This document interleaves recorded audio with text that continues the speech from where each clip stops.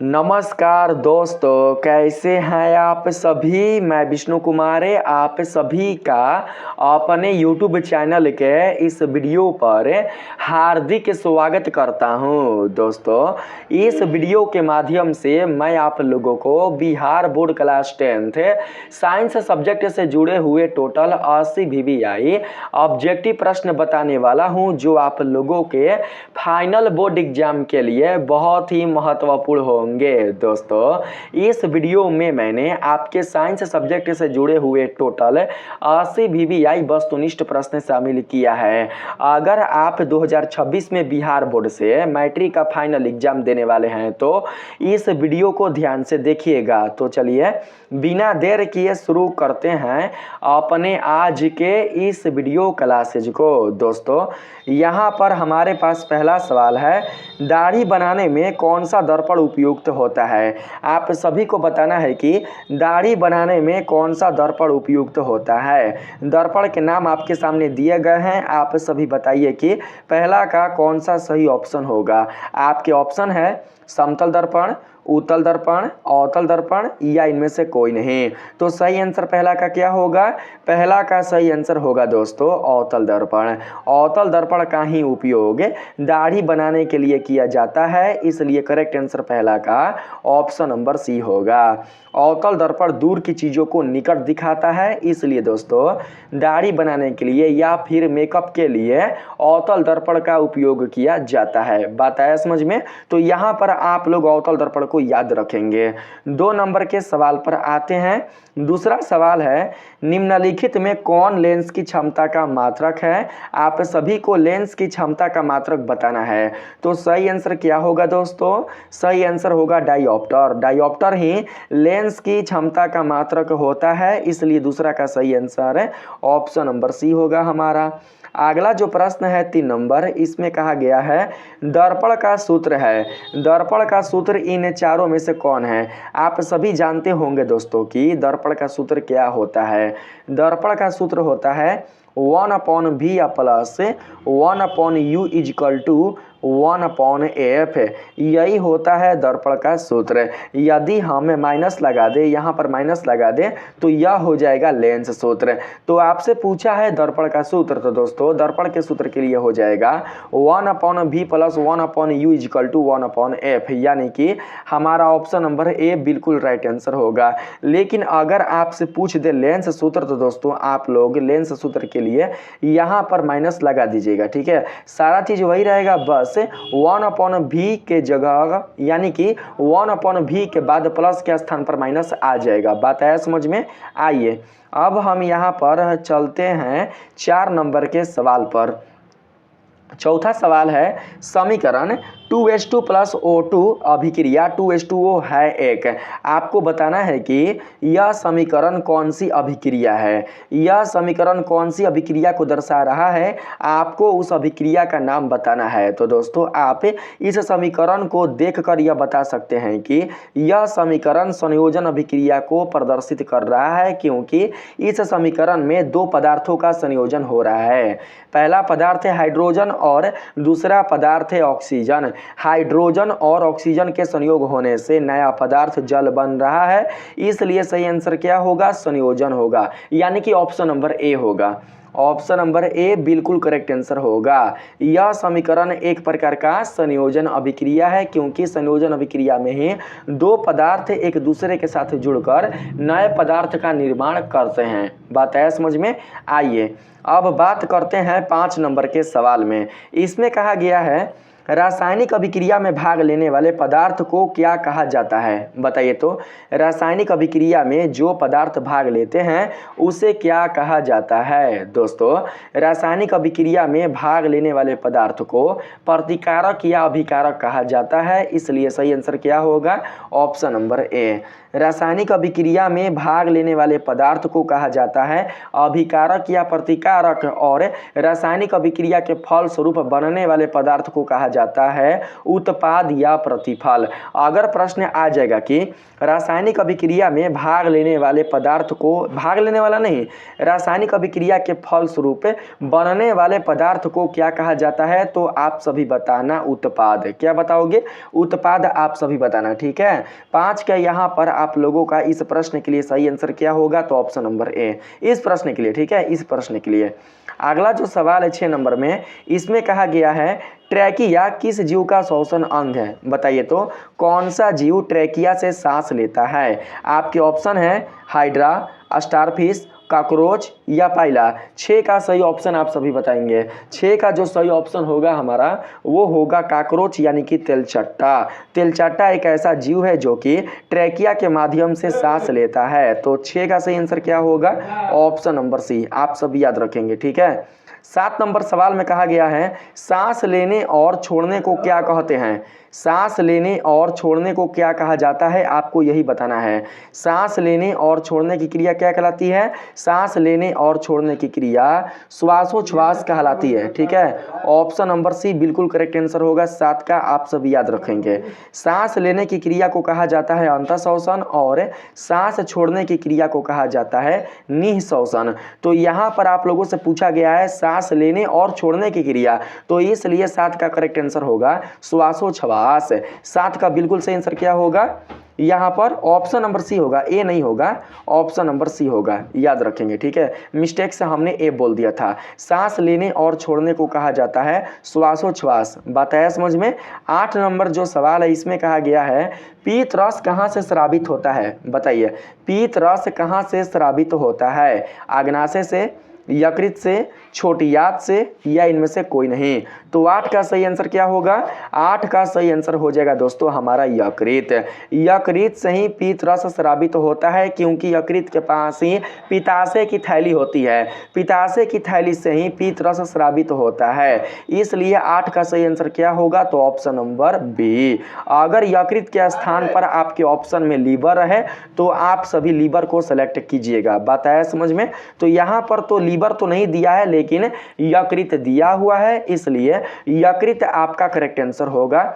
अगला प्रश्न है गार्ड कोशिका की कौन सी भित्ति मोटी होती है? बताइए, गार्ड कोशिका यानी कि रक्षक कोशिका, रक्षक कोशिका की कौन सी भित्ति मोटी होती है? तो सही आंसर होगा आंतरिक भित्ति यानी कि भीतरी भित्ति। सही आंसर 9 का क्या होगा, तो ऑप्शन नंबर ए, आप सभी याद रखेंगे। गार्ड कोशिका की, रक्षक कोशिका की आंतरिक भित्ति बहुत ही मोटी होती है, इसलिए सही आंसर 9 का ऑप्शन नंबर ए होगा। 10 नंबर सवाल में आए तो दोस्तों इसमें कहा गया है रासायनिक अभिक्रिया के दौरान किसी पदार्थ में ऑक्सीजन का हास्र कहलाता है। रासायनिक अभिक्रिया के दौरान किसी पदार्थ में ऑक्सीजन का हास्र यानी कि ऑक्सीजन का कमी क्या कहलाता है? तो दोस्तों 10 का सही आंसर हो जाएगा उपचयन। रासायनिक अभिक्रिया के दौरान किसी पदार्थ में ऑक्सीजन का जो हास्र है वो कहलाता है उपचयन। उपचयन नहीं होगा, अपचयन होगा। हास्र पूछा है ना, तो दोस्तों हास्र के लिए होता है अपचयन।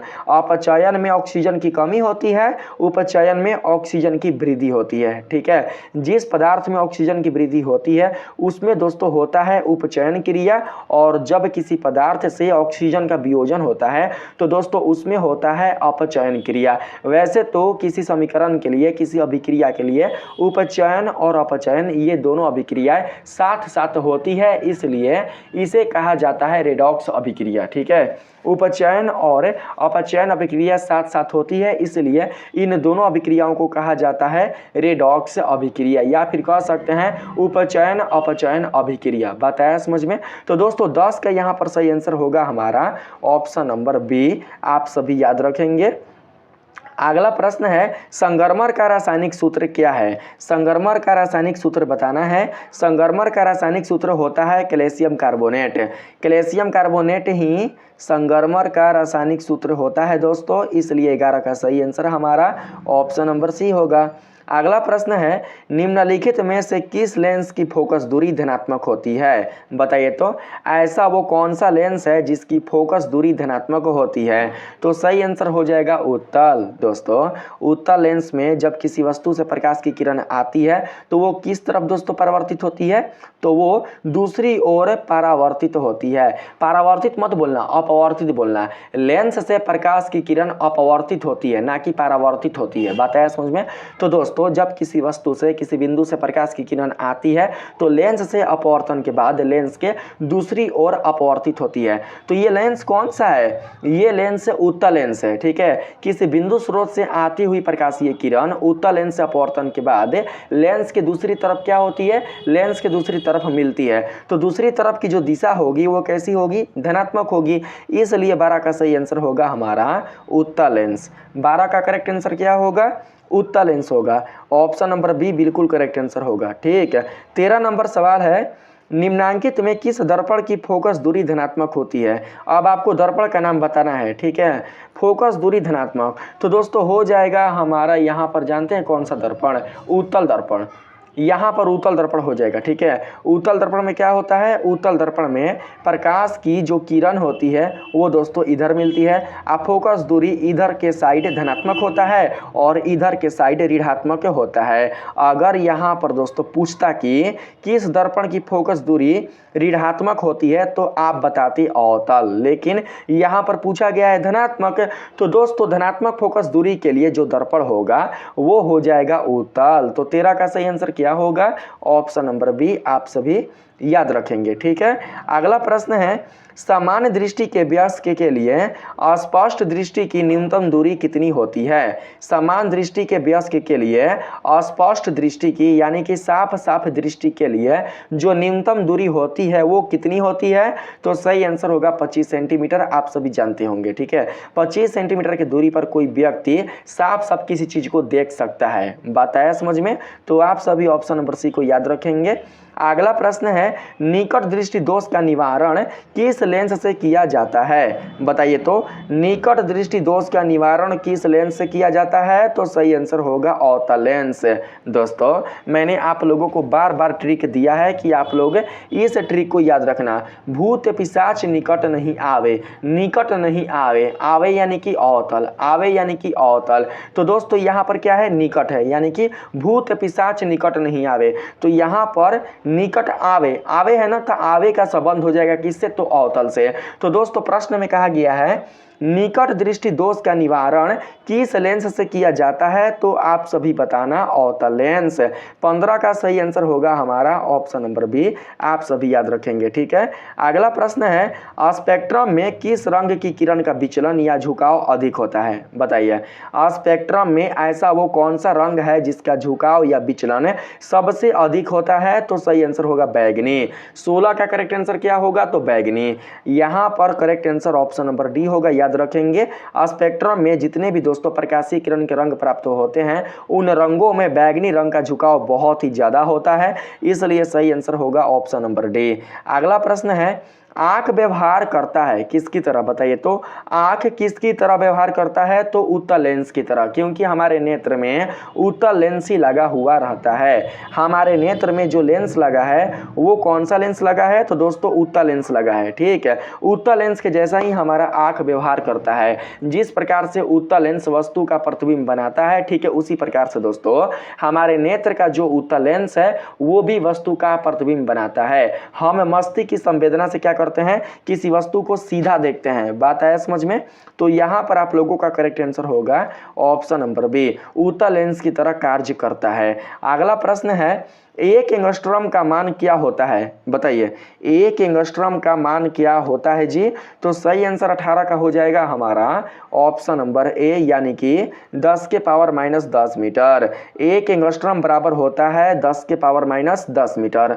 19 नंबर सवाल है दोस्तों, श्वेत रंग कितने रंगों के मेल से बना होता है? तो दोस्तों आप जानते होंगे न्यूटन के थाल नियम से कि जो श्वेत रंग है वो 7 रंगों के मिलने से बना है। तो सही आंसर क्या होगा? तो ऑप्शन नंबर डी होगा। ठीक है, न्यूटन ने 7 विभिन्न रंगों को एक थाल में सजाया और थाल में सजाकर उस थाल को नचाया। जब थाल दोस्तों नाचने लगी तो वो थाल, विभिन्न रंगों वाली जो थाल थी वो थाल श्वेत रंग में बदल गई। तो इस प्रकार से न्यूटन ने यह सत्यापित किया था, यह प्रमाणित किया था दोस्तों कि जो श्वेत रंग होता है वो 7 रंगों का एक मिश्रण होता है। तो इसलिए 19 का सही आंसर क्या होगा? ऑप्शन नंबर डी आप सभी याद रखेंगे। यहां पर नेक्स्ट प्रश्न है, स्लाइड को सर्वप्रथम कंपाउंड माइक्रोस्कोप से कितना गुना पर देखा जाता है? बताइए, 5 गुना पर, 10 गुना पर, 25 गुना पर या 45 गुना पर? तो 20 का सही आंसर होगा दोस्तों 10 गुना पर। स्लाइड को सर्वप्रथम कंपाउंड माइक्रोस्कोप से 10 गुना पर देखा जाता है, इसलिए सही आंसर ऑप्शन नंबर बी होगा। अगला प्रश्न है दोस्तों 21 नंबर में, आप देख सकते हैं तिलचट्टा का श्वसन अंग है। तो मैंने आप लोगों को अभी जस्ट बताया, मैंने दोस्तों आप लोगों को बताया कि जो तिलचट्टा है वो दोस्तों सांस लेता है ट्रैकिया से। तिलचट्टा का श्वसन अंग कौन है? तो ट्रैकिया। तो सही आंसर क्या होगा? ट्रैकिया। ऑप्शन नंबर ए बिल्कुल करेक्ट आंसर होगा। 22 नंबर सवाल है, मछलियाँ किस अंग के द्वारा श्वसन करती है? तो गिल्स। आप सभी गिल्स बाबू याद रखना, ठीक है। गिल्स की सहायता से ही जो मछलियाँ हैं वो सांस लेती हैं, अर्थात श्वसन की क्रिया करती हैं। तो 22 का बिल्कुल करेक्ट आंसर होगा ऑप्शन नंबर सी।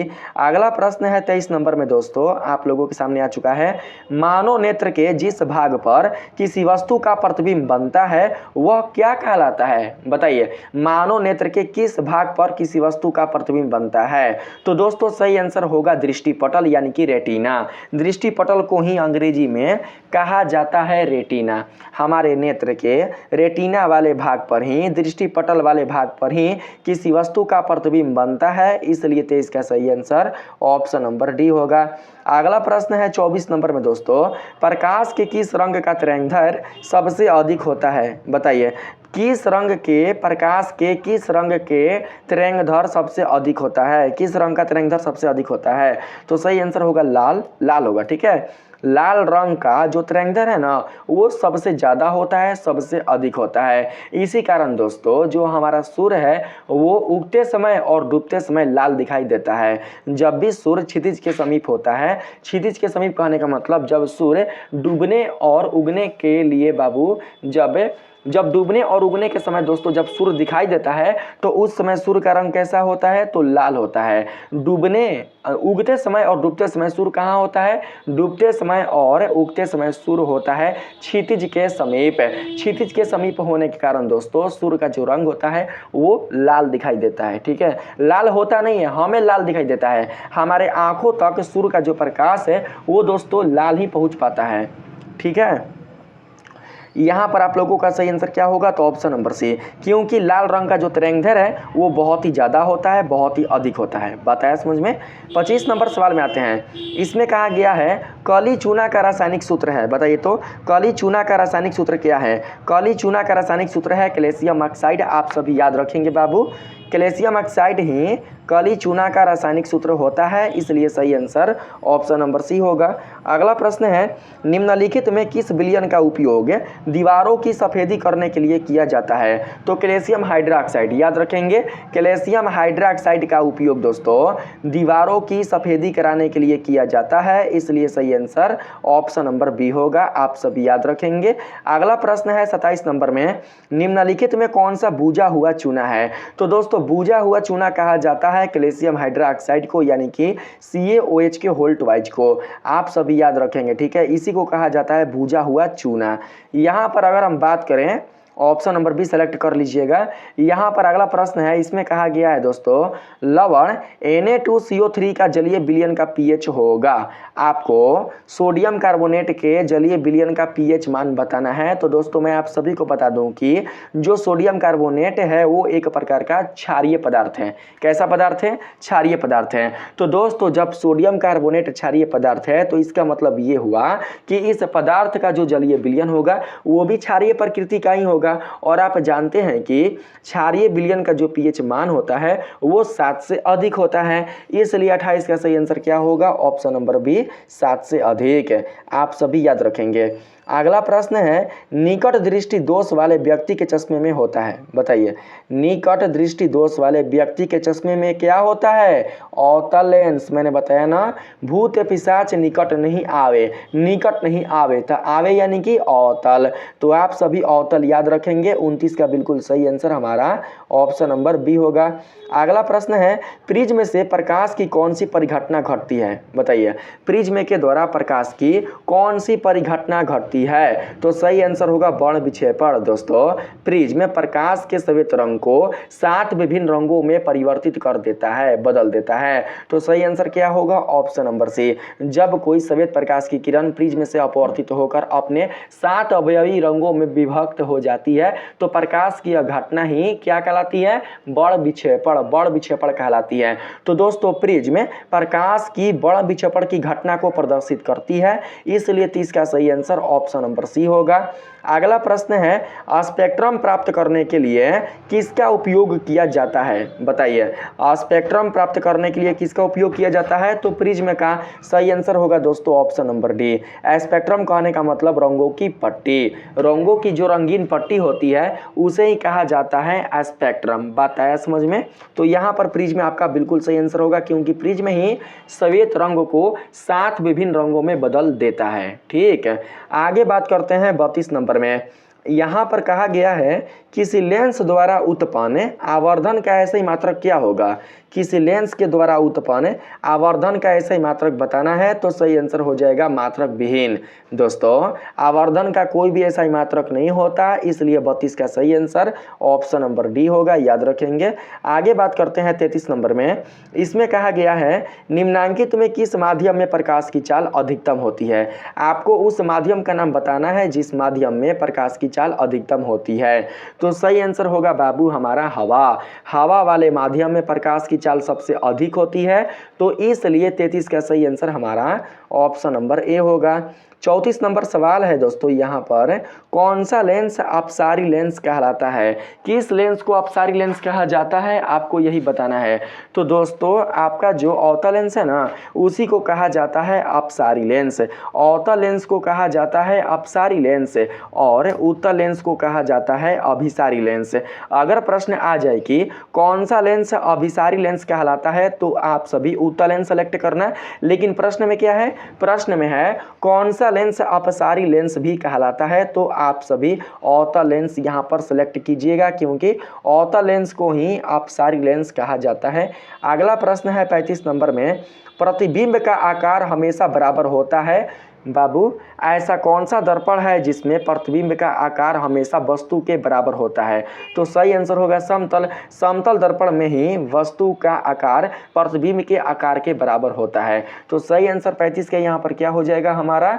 तो दोस्तों, 35 का सही आंसर होगा ऑप्शन नंबर सी। आप सभी याद रखेंगे, जब आप अपने आप को समतल दर्पण में देखते हैं तो जैसा आपका आकार होता है वैसा ही दोस्तों आपका प्रतिबिंब दर्पण दिखाता है। ठीक है, ऐसा ना कि आप है पतले दर्पण में दिखाएगा आपको मोटा, आप है मोटा दर्पण दिखाएगा पतला, ऐसा बिल्कुल भी नहीं। चेहरा है गोल दर्पण दिखाएगा लंबा, ऐसा बिल्कुल भी नहीं। जैसा आप हो वैसा ही प्रतिबिंब जो समतल दर्पण है वो दिखाता है। बात आया समझ में? इसलिए दोस्तों, आप सभी समतल दर्पण को याद रखेंगे।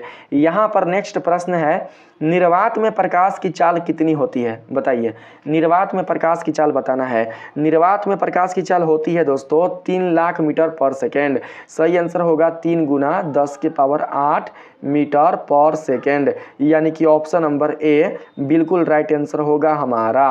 अगला जो प्रश्न है दोस्तों, यहाँ पर इसमें कहा गया है, टॉर्च लाइट का परावर्तक सतह होता है। बताइए, टॉर्च लाइट का परावर्तक सतह कैसा होता है? उत्तल, अवतल या समतल? तो सही आंसर होगा अवतल। ठीक है, टॉर्च लाइट का परावर्तक सतह अवतल होता है, इसलिए 37 का सही आंसर हमारा ऑप्शन नंबर दोस्तों हो जाएगा बी। आप सभी याद रखेंगे। अगला प्रश्न है 38 नंबर में, यहाँ पर किस लेंस के द्वारा केवल काल्पनिक प्रतिबिंब बनता है? ऐसा कौन सा लेंस है जो केवल और केवल काल्पनिक अर्थात आभासी प्रतिबिंब भी बनाता है? तो 38 का सही आंसर हो जाएगा हमारा हमारा अवतल। दोस्तों अवतल एक ऐसा लेंस है जो केवल और केवल काल्पनिक ही प्रतिबिंब बनाता है। तो सही आंसर हो जाएगा हमारा ऑप्शन नंबर बी। बात आया समझ में। उत्तल लेंस दोस्तों वास्तविक प्रतिबिंब भी बनाता है और काल्पनिक प्रतिबिंब भी बनाता है, लेकिन आपसे पूछा गया है केवल काल्पनिक। तो दोस्तों केवल काल्पनिक प्रतिबिंब बनाने वाला जो लेंस है वो है अवतल, इसलिए आप सभी अवतल को याद रखेंगे। अगला प्रश्न है यहाँ पर, परावर्तन के नियम से निर्धारित होती है। परावर्तन के नियम से निर्धारित होती है आपतन कोण बराबर परावर्तन कोण। परावर्तन के नियम से, ठीक है, आपतन कोण बराबर परावर्तन कोण। तो सही आंसर होगा ऑप्शन नंबर ए। यह परावर्तन के नियम का पहला नियम है, याद रखेंगे। ऑप्शन नंबर ए बिल्कुल राइट आंसर होगा। अगला प्रश्न है, लेंस में मुख्य फोकस की संख्या कितनी होती है? बताइए। लेंस में मुख्य फोकस की संख्या कितनी होती है? लेंस में मुख्य फोकस की संख्या 2 होती है, जिसे हम f1 और f2 के रूप में जानते हैं। अगर प्रश्न आएगा कि लेंस में मुख्य त्रिज्या की, मुख्य केंद्र की, त्रिज्या नहीं, मुख्य केंद्र की संख्या कितनी होती है? मुख्य केंद्र वही वक्रता केंद्र, ठीक ना, पूछेगा लेंस में मुख्य वक्रता केंद्र कितने होते हैं, तो आप सभी 2 बताना, क्योंकि वक्रता केंद्र को हम 2f1 और 2f2 से सूचित करते हैं। बात आया समझ में। तो यहाँ पर पूछा गया है दोस्तों फोकस की संख्या, तो फोकस की संख्या होगा 2, यानी कि ऑप्शन नंबर ए 40 का बिल्कुल राइट आंसर होगा। अगला प्रश्न है, एक अवतल दर्पण की फोकस दूरी 10 सेंटीमीटर है तो इसकी वक्रता त्रिज्या क्या होगी? दोस्तों आप सभी को पता है कि किसी दर्पण की जो वक्रता त्रिज्या होती है वो फोकस दूरी की 2 गुना होती है। किसी दर्पण का वक्रता त्रिज्या उस दर्पण के फोकस दूरी का 2 गुना होता है। फोकस दूरी दिया है 10 सेंटीमीटर, इसलिए दोस्तों अवतल दर्पण का जो वक्रता त्रिज्या होगा वो हो जाएगा 10 दूनी 20, यानी कि 20 सेंटीमीटर। बताया समझ में। तो सही आंसर होगा ऑप्शन नंबर बी, आप सभी याद रखेंगे। अगला प्रश्न है 42 नंबर में दोस्तों, समतल दर्पण द्वारा बना प्रतिबिंब कैसा होता है? समतल दर्पण द्वारा बना प्रतिबिंब केवल और केवल आभासी यानी कि काल्पनिक होता है, इसलिए सही आंसर होगा ऑप्शन नंबर बी, आप सभी याद रखेंगे। अगर प्रश्न में रहता अवतल दर्पण द्वारा, अवतल नहीं उत्तल, उत्तल की अवतल, अवतल, हाँ अवतल दोस्तों, अगर प्रश्न में रहता अवतल दर्पण द्वारा बना प्रतिबिंब होता है वास्तविक, काल्पनिक, वास्तविक और काल्पनिक दोनों, तो आप दोनों ही सिलेक्ट करते हैं, क्योंकि अवतल दर्पण वास्तविक और काल्पनिक ये दोनों ही प्रतिबिंब बनाता है। ठीक है, यहाँ पर चलते हैं अगले प्रश्न पर। कहा गया है काल्पनिक प्रतिबिंब कैसा होता है? काल्पनिक प्रतिबिंब सीधा होता है या उल्टा होता है? तो दोस्तों मैं आप लोगों को बता दूं कि काल्पनिक प्रतिबिंब हमेशा और हमेशा सीधा होता है। काल्पनिक प्रतिबिंब कैसा होता है? काल्पनिक प्रतिबिंब हमेशा और हमेशा सीधा ही होता है। अगर किसी वस्तु का प्रतिबिंब सीधा है तो इसका मतलब वह प्रतिबिंब काल्पनिक है। अगर किसी वस्तु का प्रतिबिंब उल्टा है तो इसका मतलब यह हुआ कि वह प्रतिबिंब वास्तविक है। बात आया समझ में। तो सही आंसर क्या होगा यहाँ पर 43 का ऑप्शन नंबर ए। ठीक है, याद रखेंगे। 44 नंबर सवाल है, प्रकाश के अपवर्तन के कितने नियम हैं? प्रकाश अपवर्तन के कितने नियम होते हैं? दोस्तों जिस प्रकार से प्रकाश परावर्तन के 2 नियम होते हैं, ठीक है, इसी प्रकार से प्रकाश अपवर्तन के भी 2 नियम होते हैं, इसलिए सही आंसर होगा ऑप्शन नंबर बी, आप सभी याद रखेंगे। अगला प्रश्न है 45 नंबर में, तेलचट्टा में कितने जोड़े श्वास रंध्र पाए जाते हैं? बताइए तो तेलचट्टा में कितने जोड़े श्वास रंध्र पाए जाते हैं? तो 10 जोड़े। सही आंसर होगा ऑप्शन नंबर सी, आप सभी याद रखेंगे। अगला प्रश्न है यहाँ पर 46 नंबर में, प्रकाश संश्लेषण की क्रिया होती है कब? बताइए। प्रकाश संश्लेषण की क्रिया किस में होती है ये बताना है, कब होती है ये नहीं बताना है। पूछा गया है प्रकाश संश्लेषण की क्रिया किस में होती है? तो दोस्तों आप सभी को पता है कि पादपों में, ठीक है, पेड़ पौधों में प्रकाश संश्लेषण की क्रिया संपादित होती है, इसलिए सही आंसर हमारा ऑप्शन नंबर सी होगा, याद रखेंगे। अगला प्रश्न है 47 नंबर में दोस्तों, निम्न में सबसे तेज हृदय धड़कन किसका होता है? बताइए। इन चारों में से किस जीव का हृदय धड़कन सबसे तेज होता है? तो सही आंसर होगा चूहा, याद रखेंगे। चूहा का जो धड़कन होता है वो बहुत ही तेज होता है, बहुत ही तेजी से धड़कता है, तो सही आंसर हो जाएगा ऑप्शन नंबर बी। अगला प्रश्न है 48 नंबर में दोस्तों, गोलीय दर्पण में फोकसांतर यानी कि फोकस दूरी एवं वक्रता त्रिज्या के बीच संबंध है। तो दोस्तों आप सभी जानते हैं कि गोलीय दर्पण में फोकस दूरी और वक्रता त्रिज्या के बीच जो संबंध होता है वो होता है है एफ बराबर आर अपॉन 2 का। किसका? एफ बराबर आर अपॉन 2 का। तो सही आंसर होगा ऑप्शन नंबर सी, आप सभी याद रखेंगे। ठीक है, यहाँ पर नेक्स्ट प्रश्न है, प्रकाश के परिवर्तन के कितने नियम है? तो 2। मैंने आप लोगों को बताया ना दोस्तों, प्रकाश परिवर्तन के 2 नियम है, इसलिए सही आंसर ऑप्शन नंबर बी होगा। अगला प्रश्न है यहाँ पर 50 नंबर में, अवतल लेंस का आवर्धन बराबर होता है। तो दोस्तों अवतल लेंस का जो आवर्धन होता है वो बराबर होता है प्रतिबिंब की ऊंचाई अपॉन बिंब की ऊंचाई। प्रतिबिंब की ऊंचाई अपॉन बिंब की ऊंचाई। प्रतिबिंब की ऊंचाई यानी कि हम यहाँ पर प्रतिबिंब ले लेंगे, यहाँ पर ऊंचाई नहीं दिया है, ऊंचाई नहीं दिया है, केवल प्रतिबिंब दिया है। तो प्रतिबिंब के लिए हो जाएगा भी और बिंब के लिए हो जाएगा भी नहीं यू। तो भी अपॉन यू देखिए तो किस में आ रहा है? भी अपॉन यू। तो सही आंसर होगा डी, यहाँ पर डी होगा। 50 का सही आंसर हो जाएगा हमारा ऑप्शन नंबर डी। यहाँ पर अगला प्रश्न है 51 नंबर में, प्रकाश की किरणें गमन करती है। बताइए प्रकाश की किरणें किस दिशा में गमन करती है? तो याद रखेंगे एक दिशा में, एक ही दिशा में जो प्रकाश की किरण होती है वो गमन करती है, अर्थात सीधी रेखा में प्रकाश की किरण गमन करती है। प्रकाश का एक सीधी रेखा में गमन करने के कारण ही प्रकाश के सरल रेखीय गमन पथ को किरण कहा जाता है। तो यहाँ पर 51 का सही आंसर हो जाएगा ऑप्शन नंबर ए, आप सभी याद रखेंगे। अगला प्रश्न है यहाँ पर 52 नंबर में दोस्तों, निम्नलिखित में कौन नेत्र का रंगीन भाग होता है? बताइए नेत्र का रंगीन भाग कौन होता है? तो परितारिका। बाबू नेत्र का जो कलर बदलता है वो परितारिका के कारण ही बदलता है। जब आप कभी बीमार हो जाते हैं या कभी नेत्र पर चोट लग जाता है या कोई बीमारी से या किसी रोग से पीड़ित हो जाता है तो नेत्र का जब कलर बदलता है तो दोस्तों परितारिका के कारण ही बदलता है, क्योंकि नेत्र में रंगों से अगर किसी का मतलब होता है तो वो होता है आइरिस से यानी कि परितारिका से। तो सही आंसर क्या होगा? ऑप्शन नंबर सी होगा, याद रखेंगे। ठीक है, परितारिका से। ठीक है, यहाँ पर अगला प्रश्न है 53 नंबर में, आप लोगों के सामने 53 छूट चुका है, 54 है। 54 में कहा गया है एसिटिक अम्ल का प्राकृतिक स्रोत निम्नलिखित में से कौन है? बताइए एसिटिक अम्ल का प्राकृतिक स्रोत निम्नलिखित में से कौन है? कहाँ से एसिटिक अम्ल की प्राप्ति होती है? तो याद रखेंगे सिरका। सिरका से एसिटिक अम्ल की प्राप्ति होती है, इसलिए सही आंसर हो जाएगा ऑप्शन नंबर बी। संतरा से होता है प्राप्त साइट्रिक अम्ल, इमली से होता है प्राप्त टार्टारिक अम्ल, टमाटर से होता है प्राप्त ऑक्जेलिक अम्ल। बताया समझ में? 55 नंबर सवाल है दोस्तों, यहाँ पर सिट्रिक अम्ल का प्राकृतिक स्रोत है। तो मैंने अभी बताया संतरा, संतरा के साथ नींबू भी आ जाएगा क्योंकि नींबू भी संतरा का छोटा रूप है, इसलिए करेक्ट आंसर होगा ऑप्शन नंबर सी। खट्टे पदार्थों में सिट्रिक अम्ल पाया जाता है, लेकिन इसका मतलब ये नहीं है कि इमली में भी सिट्रिक अम्ल पाया जाएगा। इमली बहुत ही खट्टा पदार्थ होता है, इसलिए उसमें टार्टारिक अम्ल पाया जाता है। तो सही आंसर 55 का होगा ऑप्शन नंबर सी।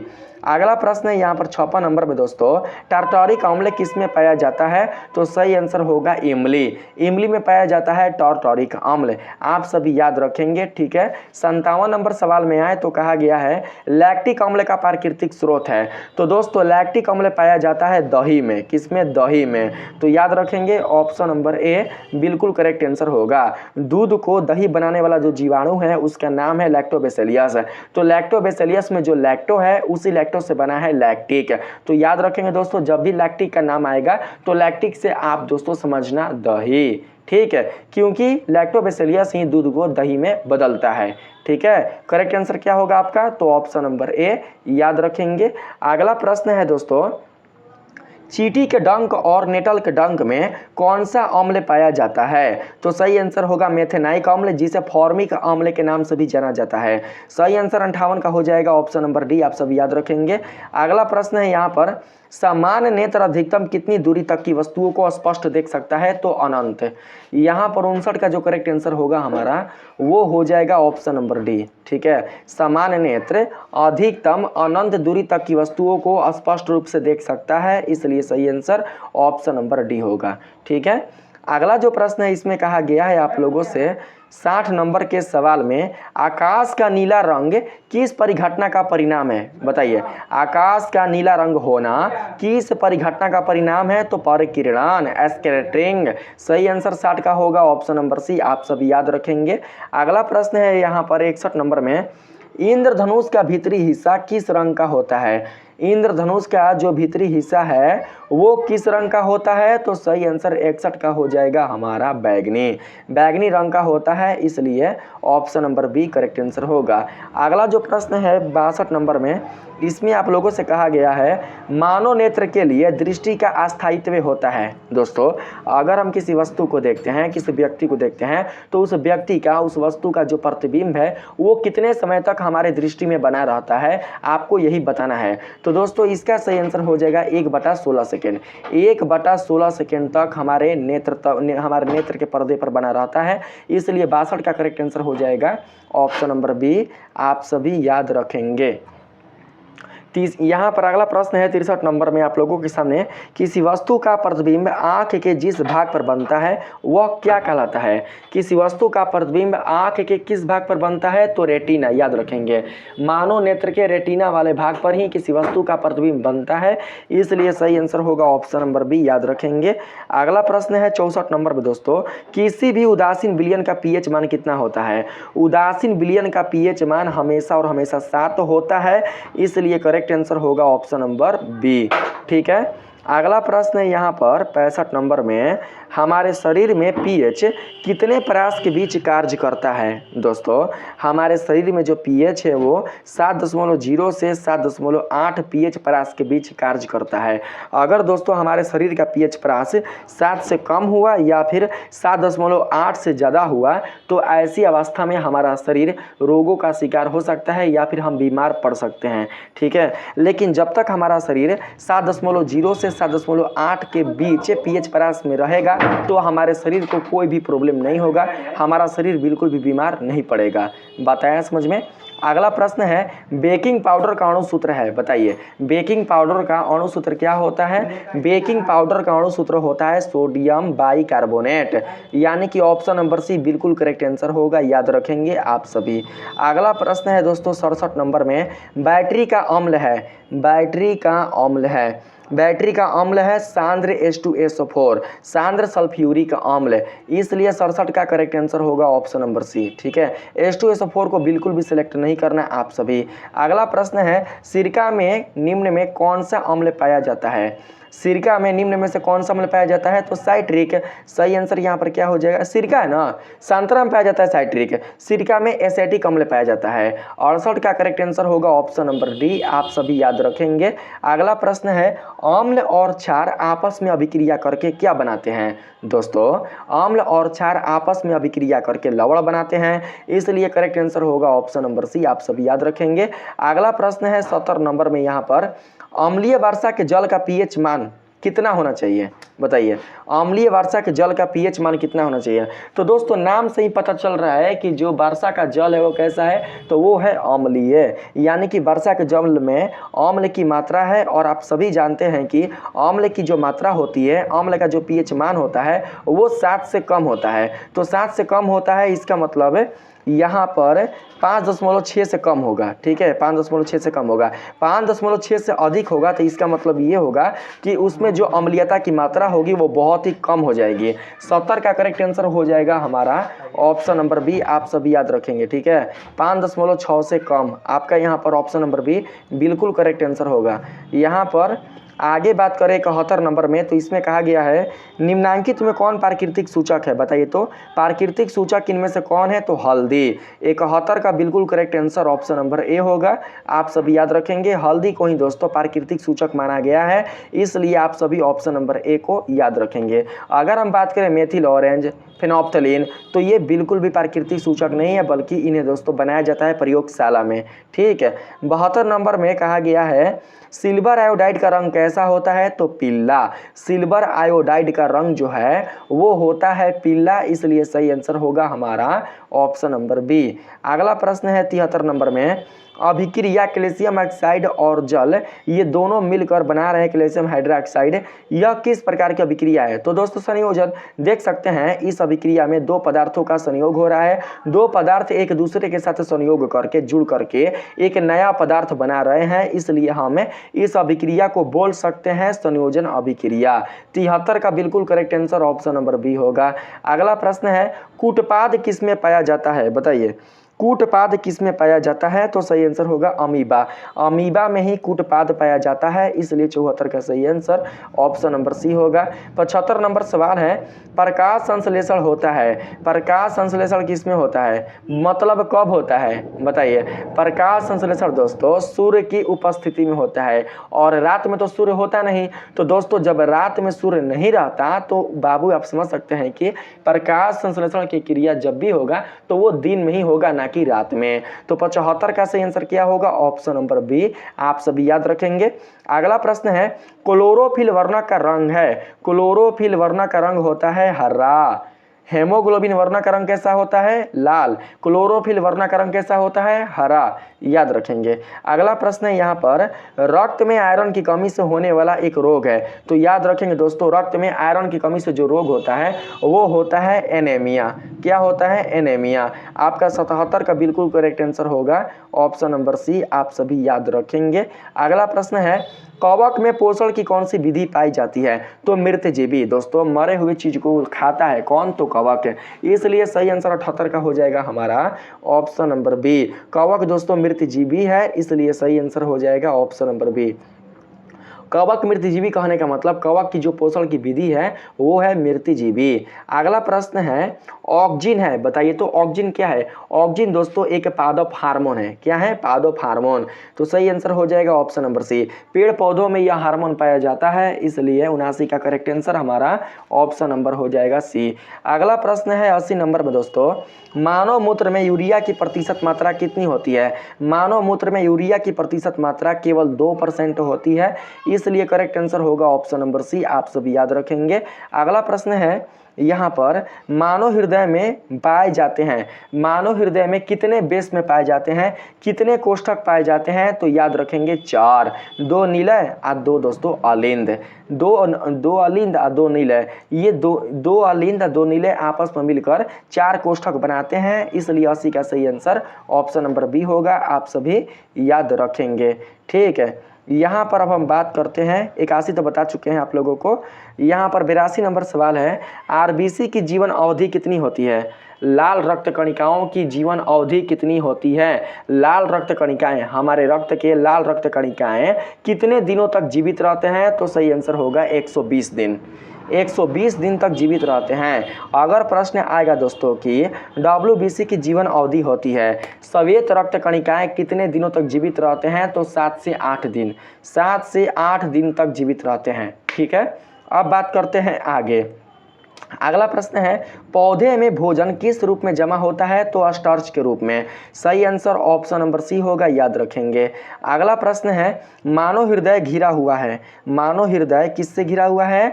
तो पेरिकार्डियम से। बाबू मानव हृदय पेरिकार्डियम से घिरा हुआ है, इसलिए 84 का सही आंसर ऑप्शन नंबर ए होगा, आप सभी याद रखेंगे। अगला प्रश्न है, किस जीव में हेमोग्लोबिन नहीं होता? हेमोग्लोबिन किस जीव में नहीं होता है? बताइए जल्दी फटाफट। तो दोस्तों सही आंसर हो जाएगा हमारा 85 का सही आंसर ऑप्शन नंबर बी। मक्खी में बिल्कुल भी हेमोग्लोबिन नहीं पाया जाता, इसलिए मक्खी का खून लाल नहीं होता है। आप लोगों का correct answer option number B होगा। अगला प्रश्न है, हेमोग्लोबिन की कमी से कौन सा रोग होता है? हेमोग्लोबिन की कमी से होने वाला रोग है मधुमेह। जिस व्यक्ति के रक्त में हेमोग्लोबिन की मात्रा कम हो जाती है तो उसे पकड़ लेता है दोस्तों शुगर, यानी कि मधुमेह। तो करेक्ट आंसर क्या हो जाएगा? तो ऑप्शन नंबर ए। ठीक है, अगर हमारे शरीर में आयरन की कमी हो जाएगी, हमारे शरीर के रक्त में आयरन की कमी हो जाएगी, तो आयरन की कमी हो जाने के कारण हमारे शरीर में एनीमिया की बीमारी उत्पन्न होती है। लेकिन जैसे ही हमारे शरीर के रक्त में हेमोग्लोबिन की कमी होती है तो हेमोग्लोबिन की कमी के कारण हमारे शरीर में मधुमेह वाला बीमारी उत्पन्न हो जाता है। तो 86 का आप सभी ऑप्शन नंबर ए को याद रखेंगे। अगला प्रश्न है यहाँ पर 87 नंबर में, क्लोरोफिल वर्ण का रंग होता है हरा। कौन नहीं जानता बताइए? टीको मारा हुआ है हरा। सही आंसर होगा ऑप्शन नंबर सी, आप सभी समझ कर रखेंगे। अगला प्रश्न है, रक्त का कौन सा अवयव रक्तस्राव को रोकने में मदद करता है? बताइए। जब हमारे शरीर की रक्त वाहिनियाँ फट जाती हैं किसी घटना के कारण, किसी दोस्तों मानकर चलते हैं किसी का एक्सीडेंट हो गया या चोट लग गया, ठीक है, काफ़ी आघात पहुंच गया, तो दोस्तों चोट लगने के कारण, काफ़ी दोस्तों क्षति पहुंचने के कारण क्या होता है कि हमारे शरीर की जो रक्त वाहिनियाँ हैं वो फट जाती हैं। तो शरीर की रक्त वाहिनियाँ फटने के कारण दोस्तों जो रक्त वाहिनियाँ हैं वहाँ से रक्त का स्राव होने लगता है। तो रक्त के स्राव को रोकने का काम कौन करता है? तो प्लेटलेट्स। कौन? प्लेटलेट्स। याद रखेंगे 88 का सही आंसर होगा ऑप्शन नंबर बी। प्लेटलेट्स को ही हिंदी में कहा जाता है रक्त पटिकाणु। अगला जो प्रश्न है 89 नंबर, इसमें कहा गया है दोस्तों आप लोगों से पौधों के उत्सर्जी पदार्थ हैं। पौधों के उत्सर्जी पदार्थ टैनिन भी है, गोंद भी है, रेजिन भी है, यानी कि सभी हैं। तो सही आंसर होगा ऑप्शन नंबर डी। तो दोस्तों आज की वीडियो में इतना ही। मैंने इस वीडियो में आप लोगों को टोटल 88 प्रश्न बताया है, क्योंकि एक प्रश्न तो मैंने छोड़ दिया था, आप लोगों को नहीं बताया था, ठीक है। 88 प्रश्न आपने इस वीडियो में जाना है, बताया समझ में। तो दोस्तों अगर यह वीडियो अच्छा लगा है, आप लोगों को इस वीडियो के माध्यम से आपके प्रश्नों का सोल्यूशन मिला है, आप लोगों को इस वीडियो के माध्यम से आपके टेस्ट बहुत ही अच्छे से कंप्लीट हुए हैं, तो प्लीज आप लोग इस वीडियो को शेयर करना नहीं भूलिएगा। और साथ ही जो बच्चे इन प्रश्नों का उत्तर जानते थे वो बच्चे क्या करेंगे कि इस वीडियो के कमेंट सेक्शन में बताएंगे कि उन्होंने 89 में से कितने प्रश्नों का सही सही जवाब दे पाया है। दोस्तों आप लोग वीडियो को लाइक करते रहिएगा, चैनल को सब्सक्राइब कीजिएगा, जो बच्चे सब्सक्राइब नहीं किए होंगे सब्सक्राइब कर लीजिएगा। मिलते हैं फिर से एक नए वीडियो में, तब तक लिए आप सभी को दिल से धन्यवाद।